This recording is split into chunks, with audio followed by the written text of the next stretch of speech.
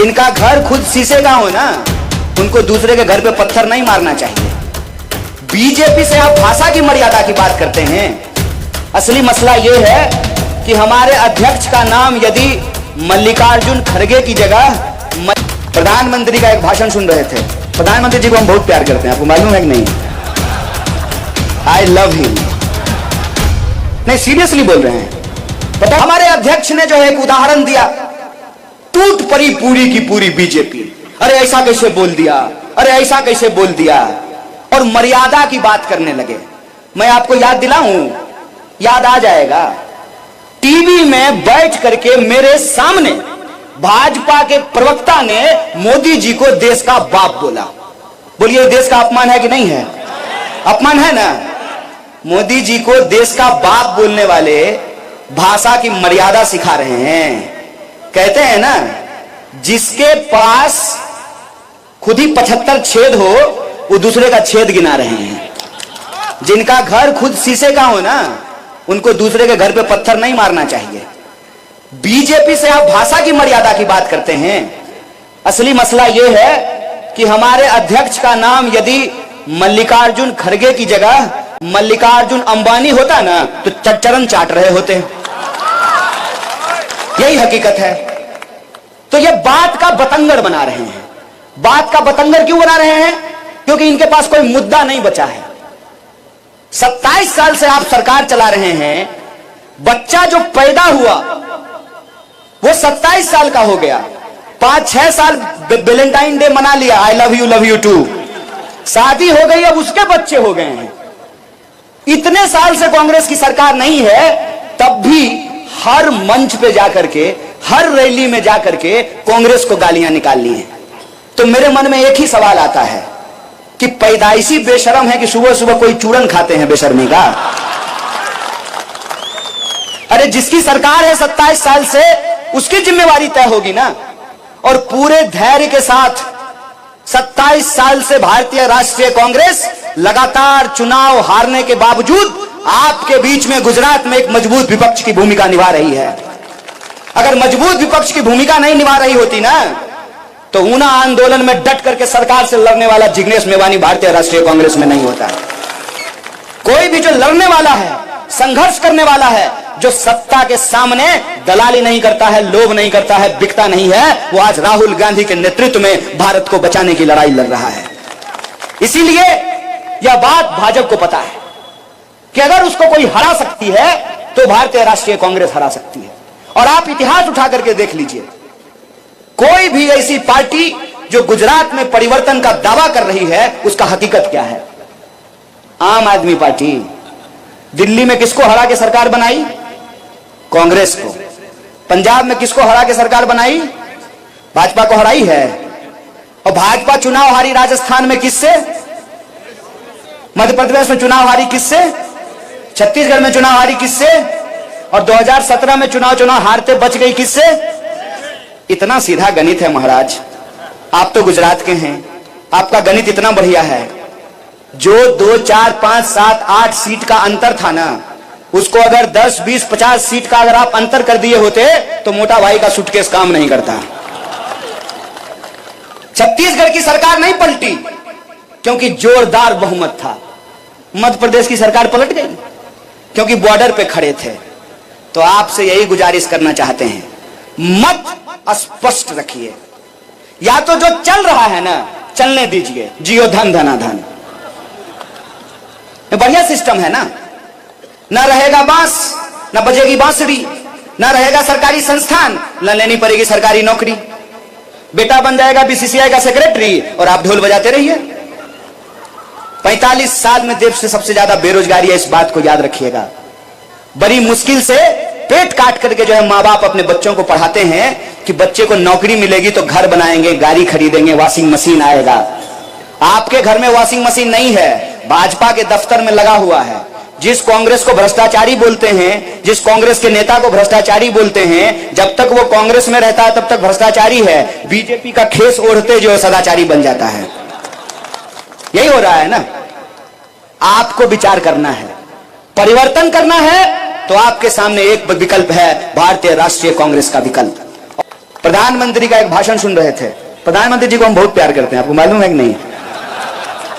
I love him. नहीं, seriously बोल रहे हैं। पता है क्यों?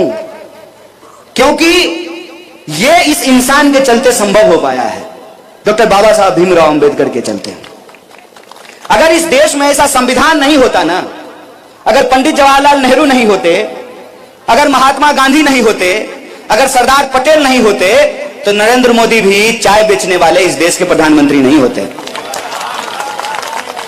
तो एक बार वो भाषण दे रहे थे, उन्होंने कहा कि मैं 2-3 किलो गाली खाता हूं।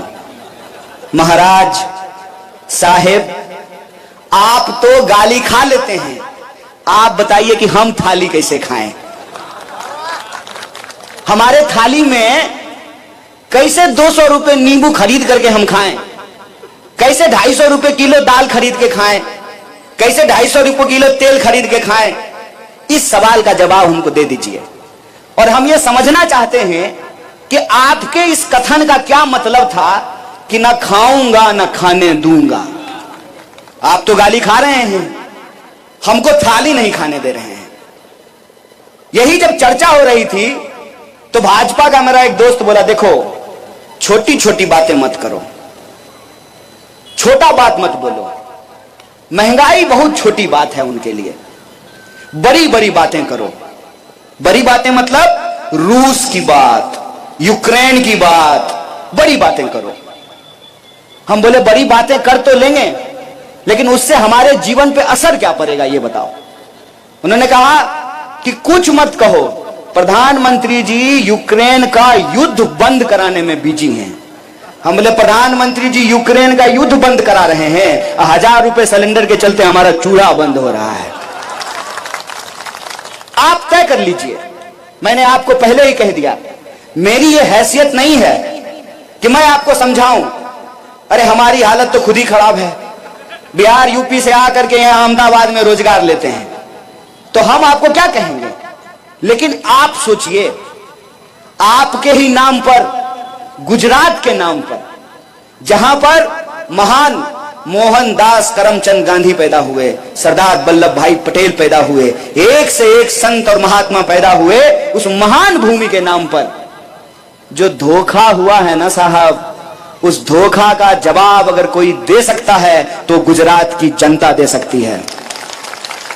और यह जिम्मेवारी आपके कंधे पे है कि आपको तय करना पड़ेगा कि जब चुनाव हो रहा है और लोकतंत्र में चुनाव हो रहा है, जनता को अगर चुनाव करना है तो यह चुनाव किस मुद्दे पर होगा। अगर इस देश के गृह मंत्री को अपने बेटा के भविष्य के बारे में सोचने का अधिकार है, तो जूता सिलने वाले को भी अपने बच्चे के बारे में सोचने का अधिकार है।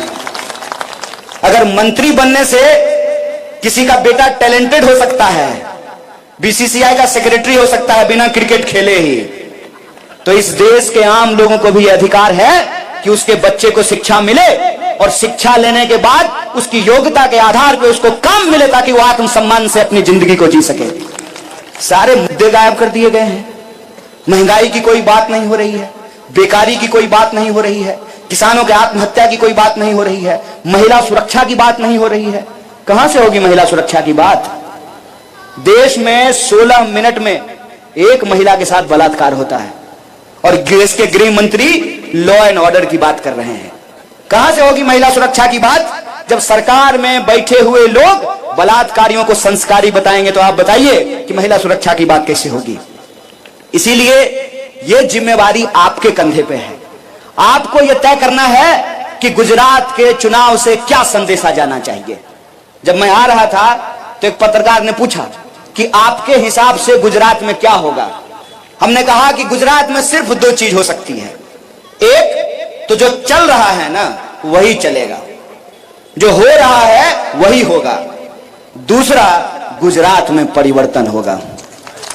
और गुजरात में परिवर्तन अगर कोई कर सकता है, और यह बात मैं नहीं कह रहा हूं, यह बात भाजपा को पता है कि गुजरात में परिवर्तन अगर कोई पार्टी कर सकती है तो उस पार्टी का नाम भारतीय राष्ट्रीय कांग्रेस है। और 2017 के चुनाव में आप लोगों ने देखा है कि कैसे 200-400 के चलते सरकार बनते बनते रह गई। इसीलिए परिवर्तन करना है, उसका निर्णय आपको लेना है। 27 साल में जो हो रहा है वही होता रहे, उसका निर्णय भी आपको लेना है।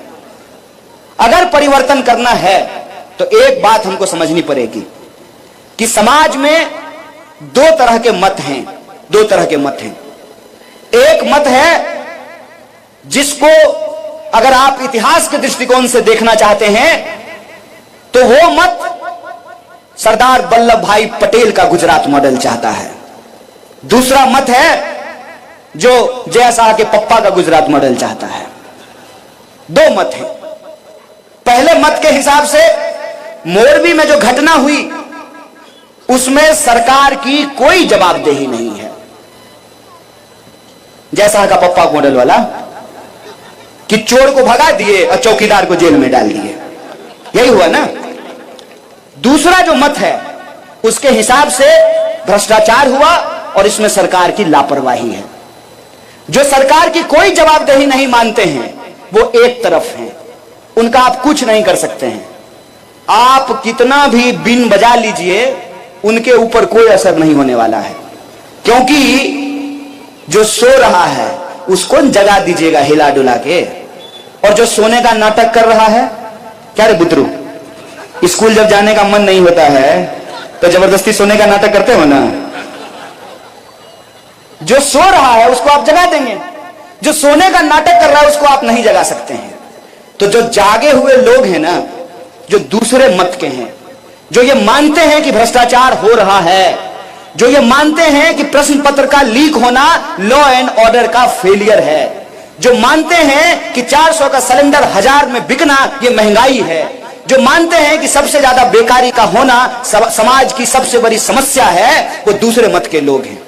और ये जो दूसरे मत के लोग हैं ना, ये अगर एकजुट रहें तो गुजरात में परिवर्तन होने से कोई नहीं रोक सकता। इस बात को याद रखिएगा। वो चाहे जितना भी इधर उधर की बात कर लें, जबरदस्ती भावना को भड़काने की कोशिश कर रहे हैं, जबरदस्ती। अभी हमारे राष्ट्रीय अध्यक्ष ने एक उदाहरण दिया, उस उदाहरण के हिसाब से उन्होंने समझाने की कोशिश की कि भाई अलग अलग चुनाव होता है, वार्ड का चुनाव अलग होता है, पंचायत का चुनाव अलग होता है, विधानसभा का चुनाव अलग होता है, लोकसभा का चुनाव अलग होता है। ये विधानसभा का चुनाव है। विधानसभा के चुनाव में हो ये रहा है कि मोदी जी हो गए हैं ग्लोबल लीडर, देश में रहते ही नहीं हैं, अमेरिका, लंदन इधर उधर घूमते रहते हैं। तो उनका ध्यान अब अहमदाबाद, सूरत, गुजरात के राजकोट पे नहीं है। अपना कोट टाइट और लंदन में हाय हाउ आर यू। तो वो ना अब देख ही नहीं रहे कि गुजरात में क्या हो रहा है। तो वो हो गए हैं इंटरनेशनल। एक पार्टी आई है दिल्ली से, उसको होना है नेशनल। लोकल तो यही है ना, बलदेव जी, ये है लोकल। तो अब आपको तय करना है कि आपको क्या करना है। खबरों में बने रहने के लिए फोरम 4 को सब्सक्राइब करें और नोटिफिकेशन पाने के लिए बेल आइकन दबाएं।